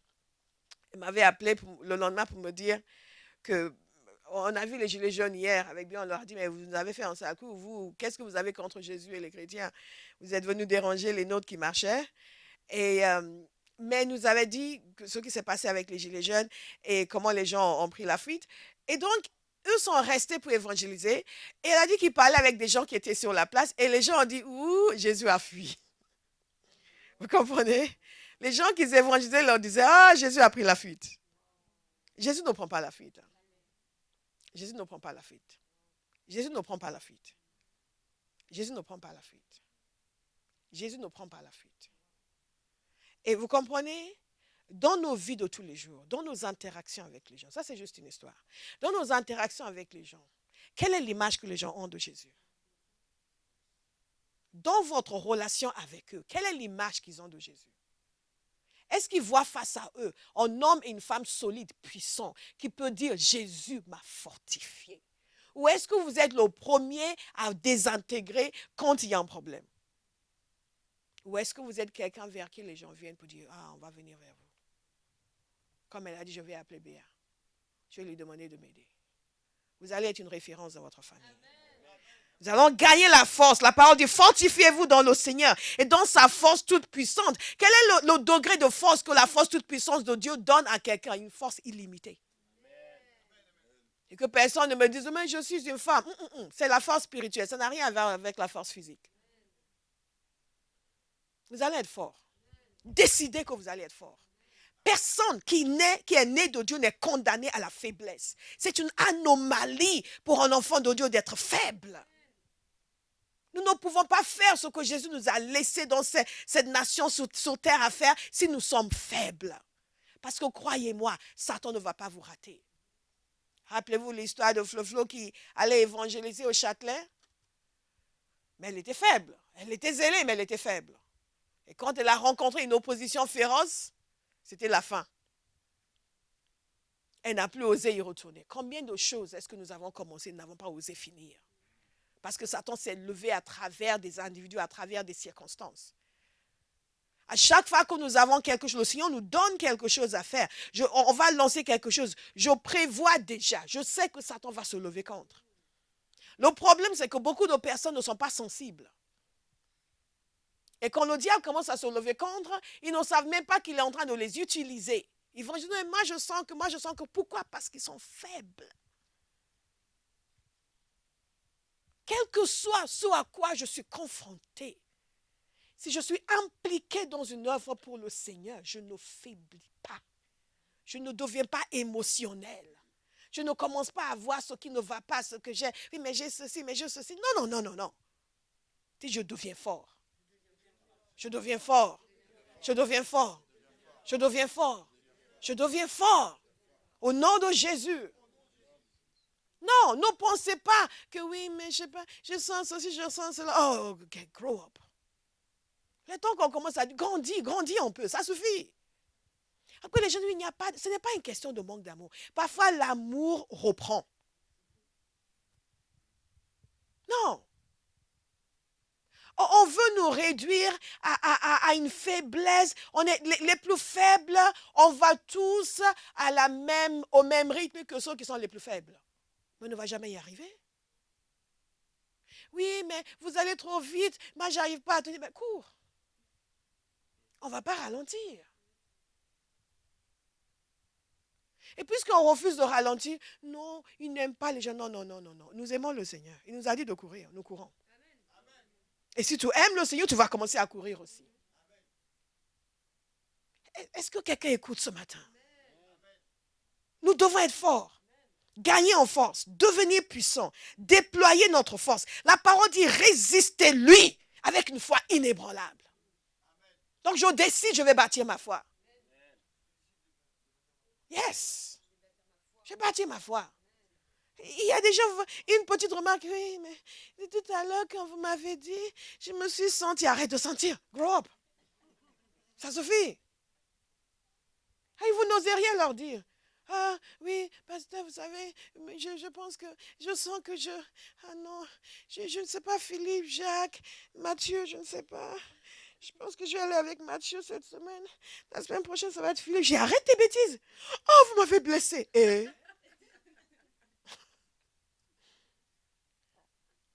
non, mais tu sais, puisque tu es enfant de Dieu, bon, attends un petit peu avant d'aller avec Mathieu. Peut-être attends une année pour Philippe. Et on ne va pas aller en enfer ensemble. Hein?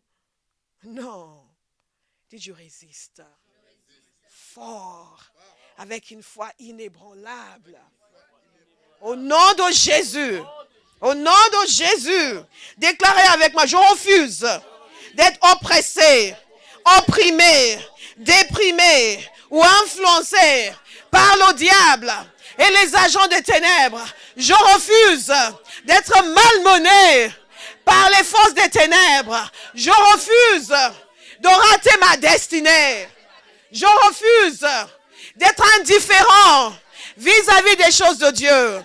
Je refuse de penser comme le diable. Je décide, dites-le avec force, je décide. Je vais penser comme Dieu pense. Je vais aimer ce que Dieu aime. Au nom de Jésus.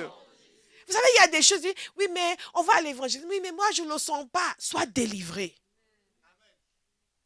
Tu ne le sens pas de gagner des âmes. Sois délivré. Quand il y a quelque chose que Dieu veut et que nous ne le sentons pas, nous avons besoin de délivrance.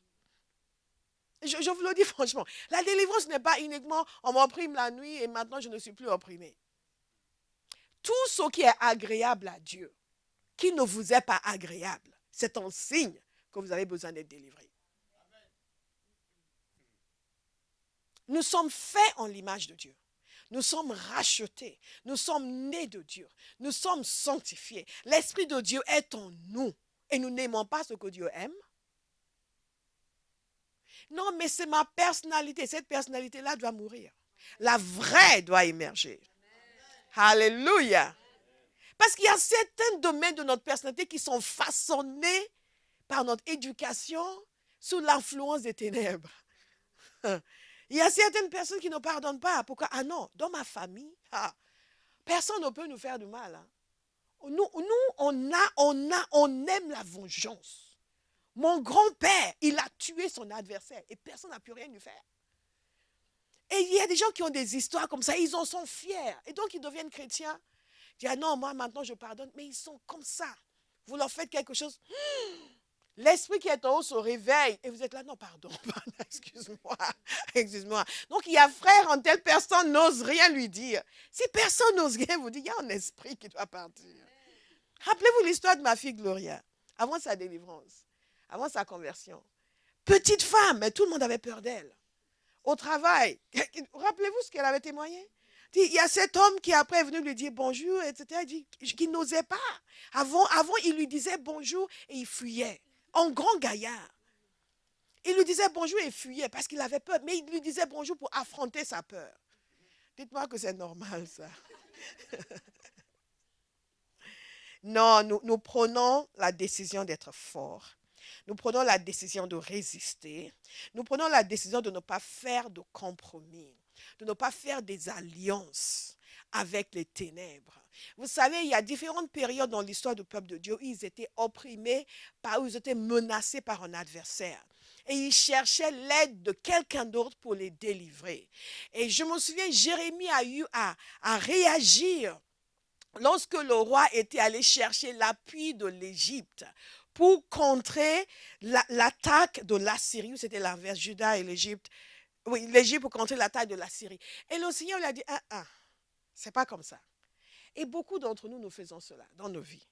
Nous cherchons des alliances au lieu de nous reposer sur le Seigneur. Et parfois, nous cherchons à faire des compromis avec le diable au lieu de nous reposer sur le Seigneur. Certaines personnes, quand ils viennent dans une réunion, comme parfois lorsque nous faisons le combat spirituel, commençons à nous dire au nom de Jésus, tel esprit, il ne faut pas les déranger, comme ça ils ne vont pas nous déranger. Vous plaisantez? Ils vous dérangent déjà.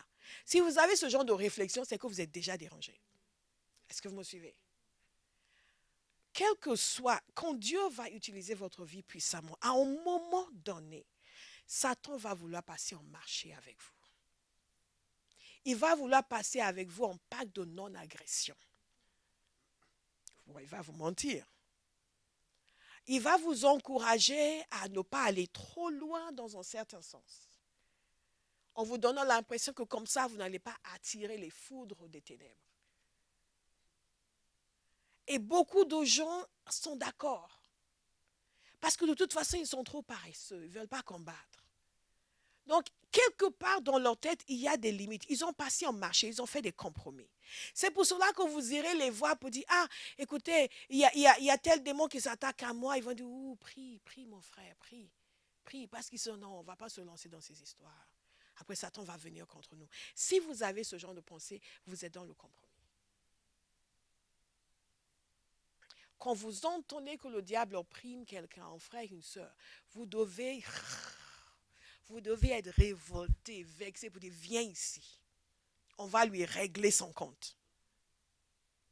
Nous ne faisons pas de compromis. Nous ne passons pas de marché. De toute façon, Satan est malhonnête. Il est malhonnête. Si vous passez en marché avec lui, vous allez souffrir. L'attaque est la meilleure défense. L'attaque est la meilleure défense. Il y a des sorciers qui s'attaquent à vous. Ils disent, non, Seigneur, protège-moi. Vous vous adressez à eux. Vous vous adressez à eux. Vous leur dites, arrêtez. Vous ne vous adressez pas à eux. Seigneur, s'il te plaît, s'il te plaît, s'il te plaît, s'il te plaît. Non, Jésus a dit, toute autorité m'a été donnée. Donc, allez-vous. Exécutez. Dites, j'exécute. J'exécute. J'exécute. J'exécute. J'exécute. Au nom de Jésus. Je prends autorité. Tout sorcier qui va passer par ma maison est prêt à mourir. Amen.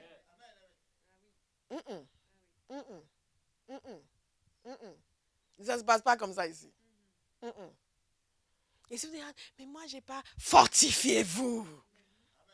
Fortifiez-vous. Les seules personnes que les sorciers tuent, c'est les gens qui ont peur d'eux. Si vous n'avez pas peur d'eux, vous savez qui vous êtes en Christ, ils ne peuvent rien contre vous. C'est la raison pour laquelle la première arme, c'est la révélation, la connaissance de qui est Jésus et qui vous êtes en lui. Est-ce que vous me suivez? Alléluia! Alléluia! Qui va aimer le combat spirituel? Je vous ai dit comment le Seigneur m'avait montré une fois que non seulement je devais le faire, je devais l'aimer. Et moi, je faisais le combat spirituel parce qu'il fallait le faire. Mais quand il m'a dit que je vais aimer, j'ai commencé à aimer. J'aime entendre les gens libérés. Et j'aime libérer les gens. C'est le Saint-Esprit qui libère. Mais quand quelqu'un me dit le diable me fait ça, quoi? Quoi? On va lui régler son compte. Vous êtes né de Dieu, vous devez être libre. Quand quelqu'un commence à dire, Seigneur, donne-moi d'aimer le combat spirituel. Priez. Priez, priez, priez. Donne-moi d'aimer. Donne-moi d'aimer. Donne-moi l'agressivité spirituelle nécessaire. L'agressivité. Alléluia. L'agressivité nécessaire. Donne-moi l'agressivité spirituelle nécessaire. Les magara baba segede shakata. Ah, God is good. Yamagara baba sekata. Il y a quelque chose qui doit se réveiller en vous. Vous êtes là, vous êtes prêts à vous en découdre. Kahana makasa. You want trouble? I want trouble. Pas de pacifisme. Oui, non, mais non, on veut pas de... Non, on veut des problèmes. On veut des problèmes. Où est le problème? On va s'affronter. On veut des problèmes. Oui, mais ils sont en train d'attaquer les gens. Où? Dites, fortifie-moi, Seigneur. Fortifie-moi, Seigneur. Fortifie-moi, Seigneur. Fortifie-moi, Seigneur. Alléluia. Et il y a quelqu'un ici qui fait des mauvais rêves. Dieu vous délivre. Amen. Mais je vais vous dire une chose. Ne vous réveillez plus en pleurant. Ça suffit. Ne vous réveillez plus en faisant non. Réveillez-vous et dites, ah, Karamanasaka, priez en langue. Et dites, maintenant, Seigneur, je vais me rendormir. Je vais recommencer ce rêve. Ce démon, il faut que je le tabasse avant le matin. Amen. Demandez au Seigneur cette agressivité spirituelle. Il nous la donne parce qu'il sait que nous en avons besoin. Nous ne traitons pas le démon comme nous traitons les frères et sœurs. Certains traitent les frères et sœurs avec méchanceté, ils sont très gentils avec Satan. Non, soyons gentils avec les frères et sœurs. Avec Calypso, ça va Calypso? Flo, ça va ma fille? Et après, vous voyez, hé, Satan, get out! Tout de suite. Vous comprenez? Get out, ça veut dire, va-t'en. Alléluia. La même personne. Vous dites, ah, ma soeur, comment ça va? Mon frère, comment ça va? Et vous sentez un démon. Au nom de Jésus. Tout de suite. Tout de suite. Vous êtes en train d'adorer le Seigneur et le Saint-Esprit vous montre qu'il y a un démon qui est venu. Ah! In the name of Jesus. Tout de suite. Et quand tu es parti, oh, je t'aime, Seigneur. Oh, je t'aime, Seigneur. Nous sommes faits pour gagner. Vous allez gagner toutes vos batailles. Et rapidement, deux choses. Comment est-ce que nous livrons combat? En aimant passionnément le Seigneur. En aimant passionnément le Seigneur. Votre amour pour Dieu, c'est une arme spirituelle puissante. Parce qu'il y a des choses que Satan va essayer de vous pousser à faire, que c'est votre amour pour Dieu qui va être le rempart. Vous aimez trop le Seigneur pour faire ça. Alors que ce n'est pas que vos valeurs sont si fortes ou que vous êtes moralement magnifique, mais vous aimez trop le Seigneur. Non, je ne vais pas faire ça. Pensez à Joseph. Joseph, non, je ne vais pas pécher contre mon Dieu. Non, je ne vais pas faire ça. Non, j'aime trop Jésus. Il ne mérite pas ça. Je veux honorer mon Dieu. Et non, la question ne se pose même pas. Est-ce que vous me suivez? Il y a un amour pour le Seigneur qui vous amène à devenir un guerrier. Parce que vous êtes trop conscient de sa bonté envers vous. Vous l'aimez trop. Et vous avez décidé, il n'y aura aucune défaite vous concernant. Parce qu'il faut que l'agneau qui a été immolé reçoive la récompense de ses souffrances dans votre vie. Quand le diable nous attaque personnellement, qu'est-ce qu'il veut? Il veut faire de nous un objet de risée sur le plan spirituel. Même si les choses semblent aller dans le naturel, mais dans l'esprit, les démons savent qu'ils vous ont eu. Et donc, quand vous êtes là, vous essayez de... ils se moquent. Quelqu'un d'autre vient au nom de Jésus. Ah, ah! Vous dites au nom de Jésus. Au nom de Jésus. Bam! Vous n'avez jamais entendu dire que les démons giflent les gens. Ça arrive. Et ils ne reconnaissent absolument pas votre autorité. Ils se moquent de vous. Satan ne va plus jamais se moquer de vous. Au nom de Jésus. Au nom de Jésus. Au nom de Jésus. L'amour pour le Seigneur. L'amour passionné pour le Seigneur qui vous amène à combattre tout ce qui combat sa volonté. Tout ce qui lutte contre la volonté de Dieu, vous luttez contre. Ça devient votre affaire. Quand moi j'entends qu'une église est attaquée, je suis en colère. Je dis, comment le diable se permet ça? Certains, ils sont attaqués, mais c'est sûr qu'ils ont fait un truc qui n'est pas bon. Hein. C'est ça, toutes ces églises maintenant, vous n'aimez pas Jésus.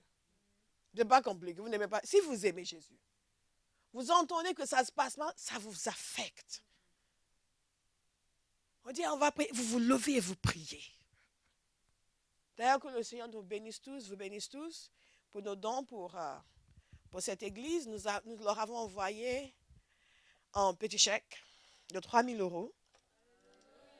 Alléluia. Donc, c'est vraiment une joie. C'est vraiment une grande joie. Merci de votre générosité. God is so good. Mais nous, l'église de Jésus-Christ, c'est notre affaire. Notre église locale déjà. Si vous entendez qu'il y a un problème à Abba House et que vous faites partie de Abba House et que vous trouvez que, voilà, dit tout le temps, Pasteur Bola, vous êtes indigne. Je le dis avec tout l'amour que j'ai. Ça devrait vous briser le cœur. C'est le pasteur Roselyne, servant de Dieu en Italie, que nous avons souvent reçu ici pour les conférences Paraclétos, qui disait une fois que quand quelqu'un va intégrer leur église, il leur demande, est-ce que tu aimes le pasteur? Je dis, oui. Et donc, la question c'est, si tu entends aujourd'hui que le pasteur s'est enfui avec le boulanger, c'était le boulanger ou le boucher? Avec le boulanger, qu'est-ce que tu vas faire? Est-ce que tu vas intercéder pour dire, ah non, on réclame notre pasteur, qu'elle soit libérée? Tu as fait, tous ces pasteurs.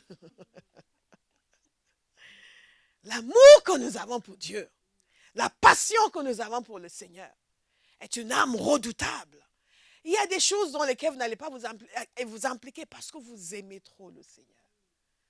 Et il y a des choses que Satan va vouloir faire dans votre propre vie que vous n'allez pas permettre parce que vous aimez trop le Seigneur. Mais Jésus ne mérite pas ça. Jésus ne mérite pas ça. Jésus ne mérite pas ça. Alléluia. Et pour terminer, et nous allons prier, c'est ceci. Il faut payer le prix. Notez-le. Parce que ça, c'est celui que les gens ne notent pas. Il faut payer le prix. Il y a un sacrifice. Il y a un sacrifice. Vous savez que c'est par un sacrifice que Jésus nous a affranchis. Et c'est par le prix que nous payons que nous établissons et nous nous asseyons dans cette liberté. Il y a un sacrifice. Il y a un prix que nous payons dans la prière. Il y a un prix que nous payons dans le jeûne. Et une fois, j'avais prié pour une jeune femme qui était venue ici, qui avait été invitée par quelqu'un, nous a rendu visite. Et la personne après, le Seigneur a dit certaines choses là concernant, et elle aussi avait partagé concernant certains soucis qu'elle avait. Je lui ai dit d'aller voir son pasteur, de parler avec lui. Et de s'intégrer réellement dans l'église, de participer dans leur temps de jeûne et de prière. Elle m'a dit, on ne fait pas de jeûne. Waouh, ok, qu'est-ce que je vais lui dire maintenant? Elle m'a dit, mais pourtant je sens que j'en ai besoin. Je dis, ben faites alors. Faites. Faites. Faites. Que l'église en fasse ou pas, vous pouvez faire. Et je vous assure, le jeûne est nécessaire. Le jeûne et la prière, nécessaire. C'est un sacrifice. C'est un prix que nous payons. Parce que nous sommes exposés à la contamination du monde, à la pollution mentale. Et nous avons besoin de nous recueillir devant le Seigneur, nous fortifier. Le jeûne, la prière, vous ne pouvez pas en faire l'économie. Vous ne voulez pas jeûner, vous ne voulez pas être puissant. Vous ne voulez pas prier, vous ne voulez pas être puissant.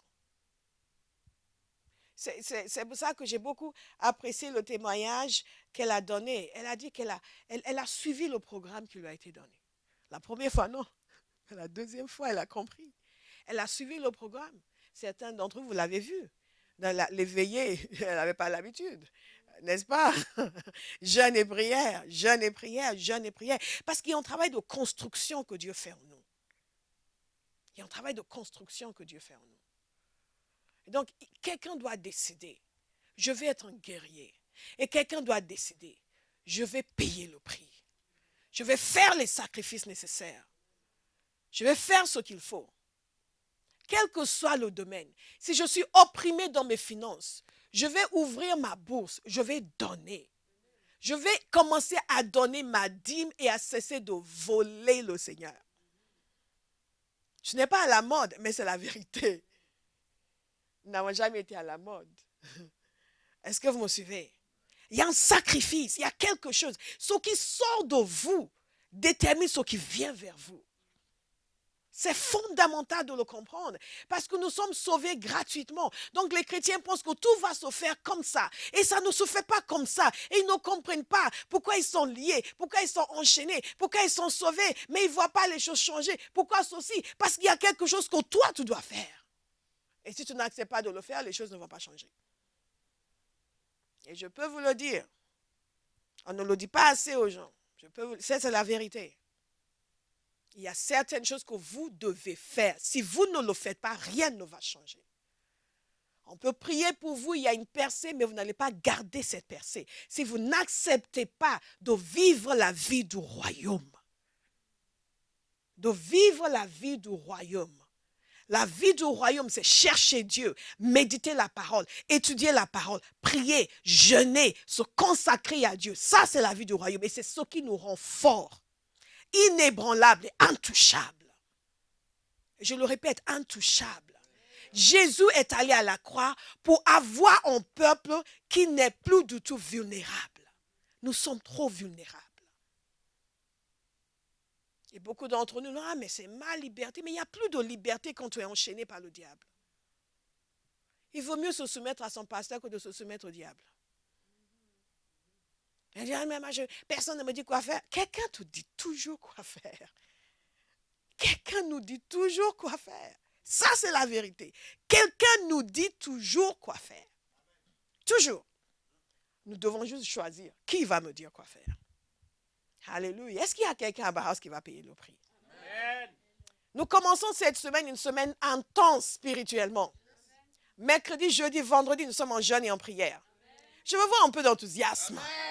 Ah, come on, Abraham, plus d'enthousiasme.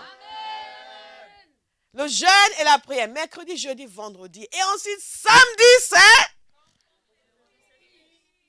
Samedi, c'est... Samedi, dimanche, matin et lundi.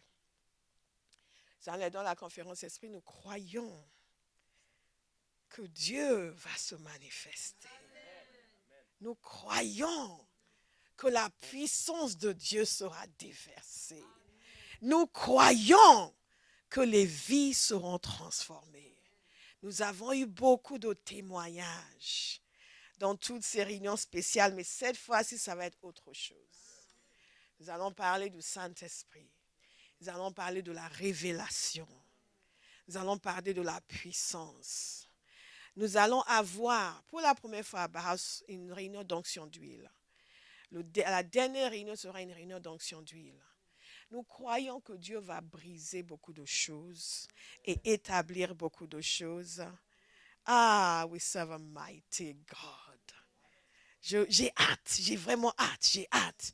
J'ai hâte. Et mercredi, jeudi, vendredi, nous allons prier, prier, prier, prier, prier, jeûner, prier, prier. Qui aime prier ici? Alléluia. Jésus nous a dit qu'il nous a donné le pouvoir de marcher sur les serpents et sur les scorpions et sur toute la puissance de l'ennemi. Et que rien ne pourra vous nuire. Et je le dis sur vous aujourd'hui, rien ne pourra vous nuire. Rien ne pourra vous nuire. Vous pouvez descendre d'une longue lignée de sorciers, rien ne pourra vous nuire. Rien ne pourra vous nuire. Rien ne pourra vous nuire. Vous pouvez avoir des gens proches de vous qui invoquent ceci, qui invoquent. Vous pouvez même habiter dans la même maison que quelqu'un qui met des choses dans les coins de maison. Ces choses seront annulées par votre présence. Rien ne pourra vous nuire. Arrêtez de vous inquiéter pour cela. Dites oui, mais à chaque fois qu'il vient, il amène quelque chose. Non, vous amenez le Saint-Esprit. Vous amenez le Saint-Esprit. Quelqu'un va gagner en audace. Quelqu'un va gagner en audace. Et vous allez arrêter d'avoir peur.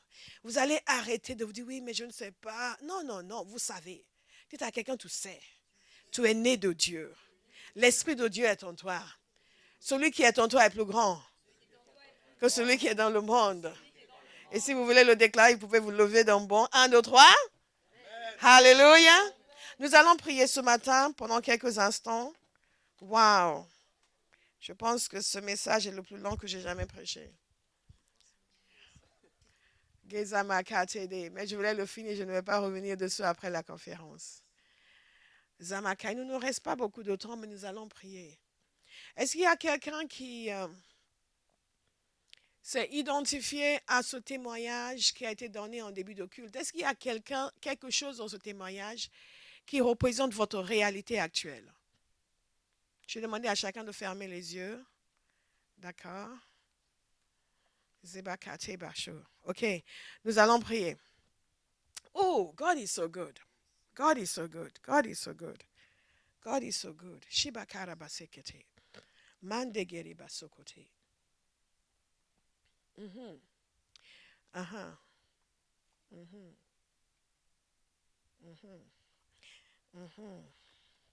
Nous avons parlé du fait que Satan fonctionne dans la tromperie.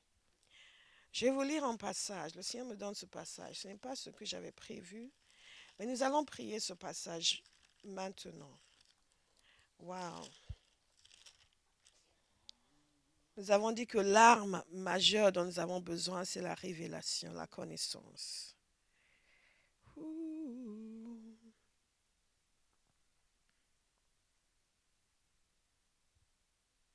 Zemegaraba. Remerciez-le. Commencez déjà à le remercier. Commencez déjà à le remercier.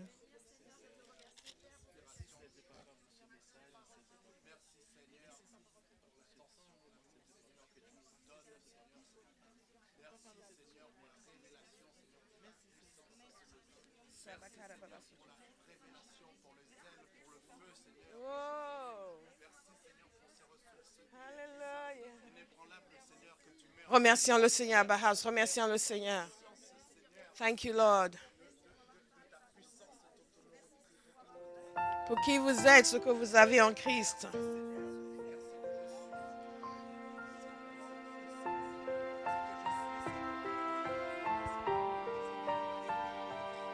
Zemakata botoko sheteke. Zemekara manasakata. Keriba sokote gata gata kashaka. Zebekara kasoto koteke.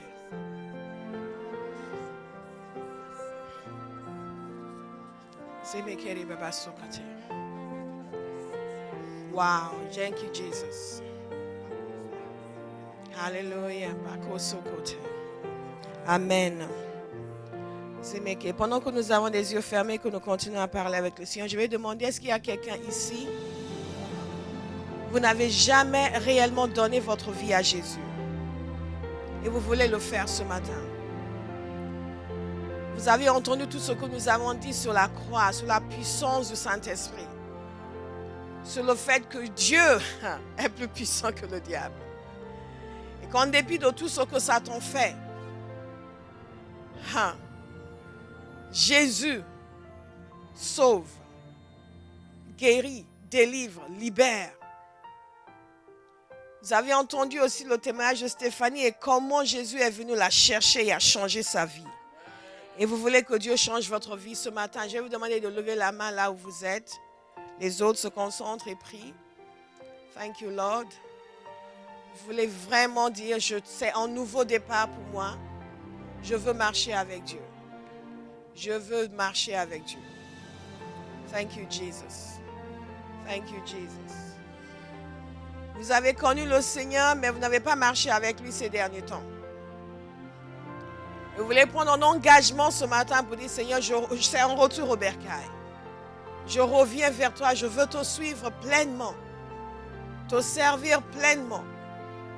Je reconnais que tu es le Fils de Dieu. Je reconnais tout ce que tu as fait. Je veux te donner ma vie. Je veux te suivre. Je tourne le dos au style de vie que j'avais accepté. Peut-être que vous êtes comme Stéphanie était. Elle était venue, après elle est repartie dans le monde. Et là, vous voulez revenir à Jésus.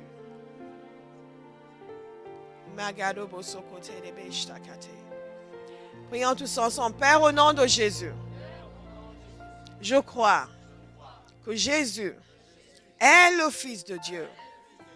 Je crois qu'il est mort à la croix pour mes péchés. Je crois qu'il a été enseveli. Je crois qu'il est ressuscité. Et aujourd'hui, je prends la décision de le suivre. Seigneur Jésus, prends ma vie, change ma vie, pardonne mes péchés. Donne-moi un nouveau départ. Je veux te suivre. Pardonne-moi, Seigneur. Change ma vie. Au nom de Jésus. Amen. Amen. Je vais vous inviter à déclarer après moi, au nom de Jésus, je renonce au diable et à toutes ses œuvres. J'ordonne que toutes les puissances occultes qui agissent dans ma vie, qui agissent dans ma famille, qui agissent contre moi, soient liées maintenant. Je brise votre emprise.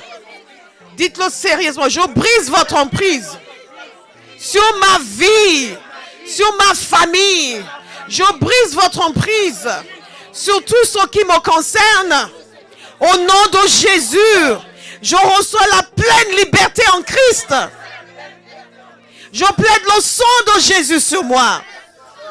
Et que le feu de Dieu dévore tout ce qui s'oppose à la volonté de Dieu pour ma vie.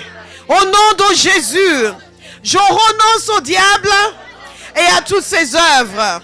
Je renonce au mensonge. Je renonce à toute emprise démoniaque. Seigneur, tout ce que j'aime, qui n'est pas de toi, je cesse d'aimer. Au nom de Jésus, je sépare mes désirs du monde des ténèbres. Je sépare ma volonté du monde des ténèbres. Je brise tout joug sur ma pensée, tout joug sur mon corps, tout joug sur mes émotions, tout joug sur mon âme. Au nom de Jésus, que toute malédiction familiale, ancestrale, territoriale soit brisée. Au nom de Jésus, au nom de Jésus, au nom de Jésus, tout ce qui me pousse dans le mal, que cela soit brisé de ma vie. Au nom de Jésus. Et Père, je te demande, au nom de Jésus, de me donner un esprit de sagesse et de révélation dans ta connaissance. Illumine les yeux de mon cœur pour que je sache quelle est l'espérance qui s'attache à ton appel. Je veux savoir la richesse de ton héritage que tu me réserves.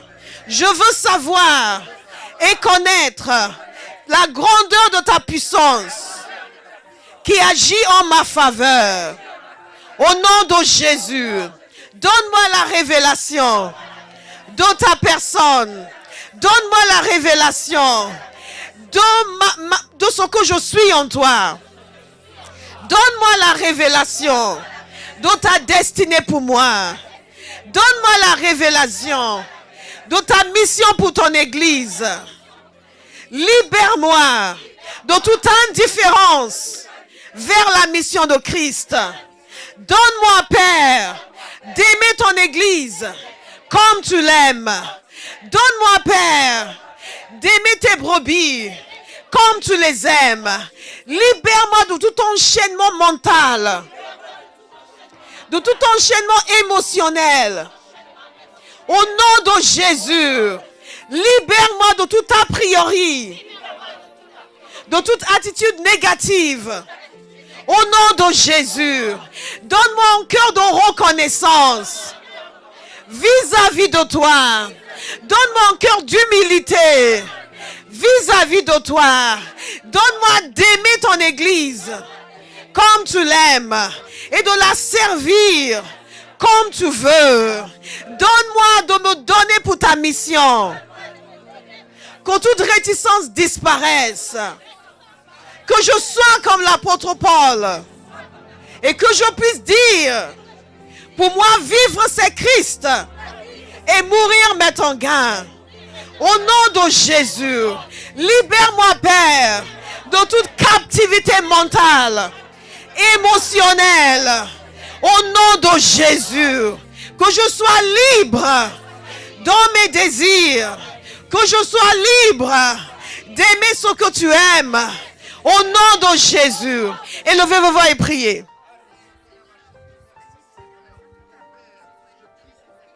Élevez vos voix, priez, priez comme une voix de tonnerre. Élevez vos voix et priez.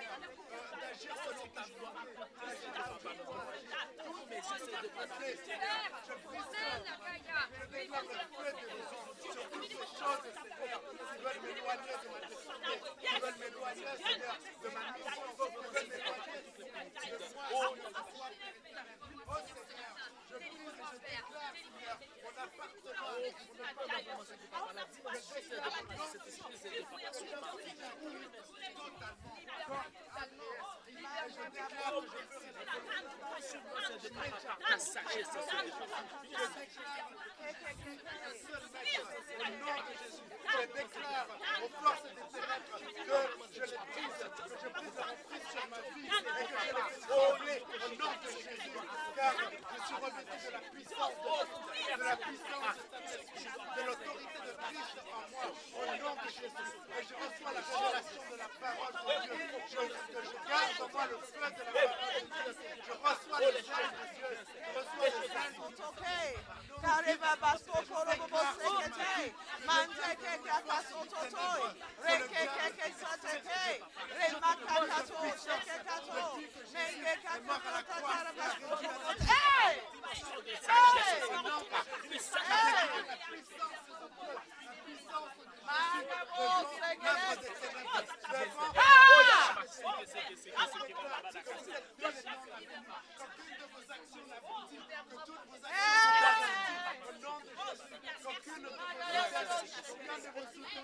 Priez en langue pendant quelques instants.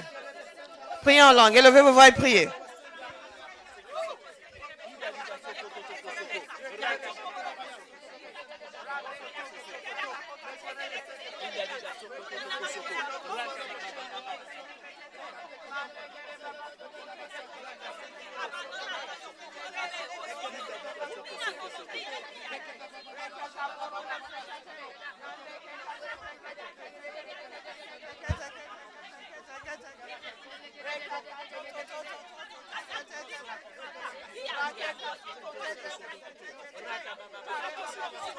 Priez, levez vos voix, priez. Zamaragadar stakato shtokote kakasatata rambe kakasoto toto rimba gastakatenda borobo senta mastakato shtebere kasande keta rabakateta keteteke range gazdokoti kakatete renka marabase kakatete ramanakate ketekete rababa sakatai. I break every yoke over every man and woman in this place. Let every yoke come tumbling down in Jesus' name. Kodu toujours tombe au nom de Jésus. Rake marabazo kote kete kaketai ezamaragarega shekakata rebarabase kakakata. Fais lever des guerriers dans cette maison, Père, des hommes et des femmes puissants, des hommes et des femmes coriaces, Rama déterminés, Rama kakaka soto kote kete, à pulvériser les œuvres des ténèbres, déterminés à libérer leur génération. Rama kata bobo shoko, priez Abahas, priez. Rekakaka soto toshe akareba sekata. We prophesy in this house, remakaka, men of fire, women of fire, ramekaka sote keshteke nanasta baraka seka. Nous prophétisons dans cette maison. S'enlève des hommes de feu, des femmes de feu, des guerriers. Zamodo kote ketakataka zemakaka inarrêtable. Ramos toboro shegadai kakakabasa katakate rekakabasa katekate ramanagados toboros takatai rama fire samaragasekate. Une maison de feu, ramakakaka, des hommes en feu, ramakakaka, des femmes en feu, rekamana sekate shemanagadega zemanagadega zamanagada kasokotogotege. Des passionnés de Dieu, passionnés pour le royaume de Dieu. Anamaka, passionnés pour la mission de Christ dans leur génération. Rebago sakategate, shekatakataka, remanagazekatai, zamakataketa. Libérés de toute oppression démoniaque, libérés de tout voile démoniaque, libérés de toute pensée démoniaque. Lamakatokotoko, free in the name of Jesus. Yena sante tashotaka. Zema dit, je choisis d'être libre. Au nom de Jésus, je saisis ma liberté. Je piétine ce qui me piétinait avant. J'opprime ce qui m'opprimait avant. À partir de ce jour, je deviens lion. Au nom de Jésus, féroce et puissant en Christ. Au nom de Jésus. Alléluia. Gloire à Dieu. Le corps de Jésus a été brisé pour que nous ne puissions plus être brisés. Son sang a été versé pour que le nôtre ne soit pas versé. Je peux assurer quelqu'un aujourd'hui, vous marchez avec Dieu. Personne ne peut verser votre sang. Je le dis constamment aux gens, oui, ils vont faire des sacrifices, quel que soit leur sacrifice. Le sacrifice qui vous sauve est plus puissant. Le sacrifice qui vous sauve est plus puissant. Le sang de Jésus vaut tous les sangs des coqs et de tous ceux qui peuvent sacrifier. Même s'ils sacrifient des êtres humains. Le sang de Jésus Le sang de Jésus a été versé pour nous. Le plus grand sacrifice a été fait pour que nous soyons libres. Et je veux inviter quelqu'un non seulement à être libre, mais à devenir un libérateur. Que Dieu vous fortifie de telle sorte qu'autour de vous, les démons sont mal à l'aise.